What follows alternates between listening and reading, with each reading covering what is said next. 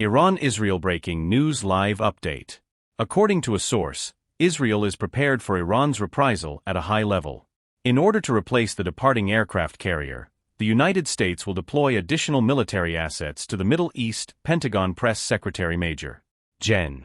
Pat Ryder announced on Friday that the Pentagon has authorized the deployment of supplementary assets to the Middle East in the upcoming months to replace a carrier strike group that will be departing the region. Ryder stated that the assets will consist of an additional fighter squadron, several B-52 long-range strike bombers, and additional destroyers. They will arrive as the USS Abraham Lincoln aircraft carrier prepares to depart. Defense Secretary Lloyd Austin continues to emphasize that the United States will take all necessary measures to protect our people if Iran, its partners, or its proxies exploit this opportunity to target American personnel or interests in the region. According to Iran's state-run Press TV, Kamal Karazi, the director of Iran's Strategic Council on Foreign Relations, has indicated that the country intends to extend the range of its missiles.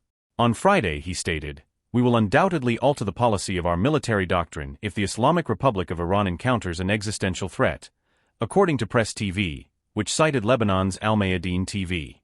"We have thus far taken into account the sensibilities of Westerners, particularly those of Europeans. However," Karazi stated, "there is no reason for us to continue to consider their sensitivities when they do not consider our sensitivities, particularly in relation to the territorial integrity of the Islamic Republic of Iran. Consequently, it is feasible that Iran's missiles will expand their operational radius." He also stated that Iran is capable of producing nuclear weapons. However, the country's supreme leader Ayatollah Ali Khamenei has issued a mandate against weapons of mass destruction. This information was relayed by Press TV. In a speech on Thursday, Israeli Prime Minister Benjamin Netanyahu stated that Israel's supreme objective is to prevent Iran from obtaining nuclear weapons. This statement was made in the context of Israel's ongoing conflict with Hamas in Gaza and Hezbollah in southern Lebanon. Israel's operational autonomy in Iran is currently unparalleled. Netanyahu stated, "We have the ability to access any location in Iran as required." According to a State Department readout, U.S. Secretary of State Antony Blinken engaged in a conversation with Ron Dermer, Israel's Strategic Affairs Minister and a confidant of Prime Minister Benjamin Netanyahu, regarding essential measures for regional de-escalation.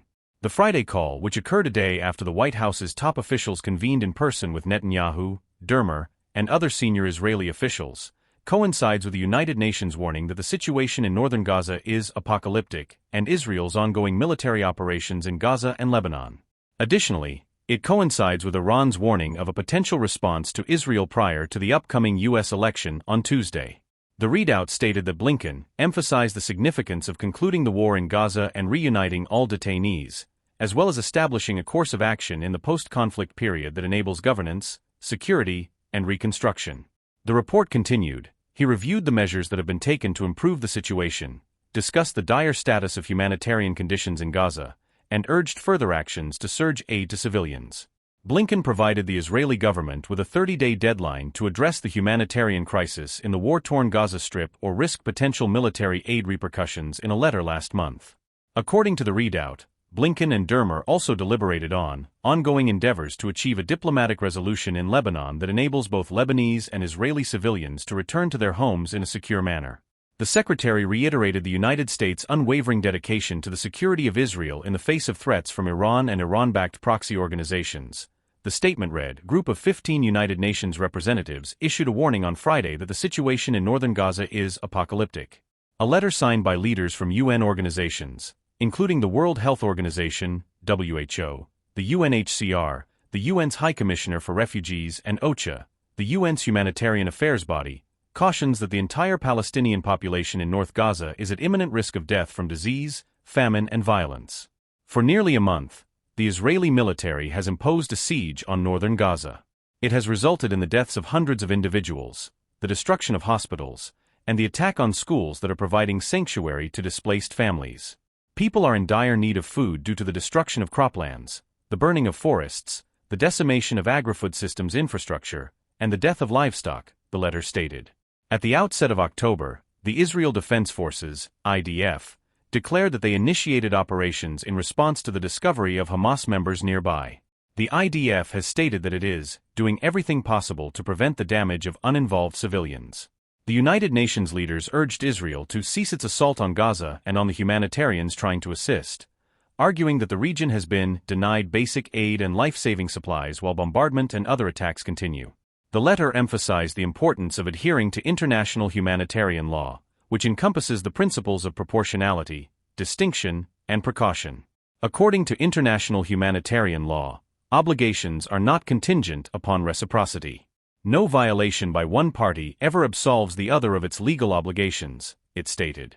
Following the suspension of the polio vaccination campaign in northern Gaza due to the intensifying Israeli attacks in the region last month, the World Health Organization (WHO) has announced its readiness to resume the program. On October 23, Israeli forces struck a school in northern Gaza where vaccinations were scheduled to take place, resulting in the temporary suspension of the UN-led campaign for the program. A sequence of ceasefires that the Israeli military has consented to has facilitated the three-phased campaign, which commenced in September. The World Health Organization (WHO) announced on Friday that it had obtained the requisite assurances to resume the campaign in northern Gaza. However, it expressed concern that the humanitarian hiatus would encompass a smaller area this time. In order to guarantee that a greater number of displaced individuals have access to vaccinations, the WHO has increased the number of staff members and extended the duration of humanitarian pauses by 2 hours. The World Health Organization (WHO) has stated that approximately 15,000 children are still inaccessible and will be missed during the recent bombing campaign by Israel, which is targeting Hamas in the northern villages of Jabalia, Beit Lahia, and Beit Hanoun. Israel's coordinator of government activities in the territories, or COGAT, which oversees the flow of aid into the Gaza Strip, announced on Friday that polio vaccinations would recommence from Saturday to Monday. The international organizations will vaccinate hundreds of thousands of minors over the next 3 days, in coordination with the Israel Defense Forces, IDF.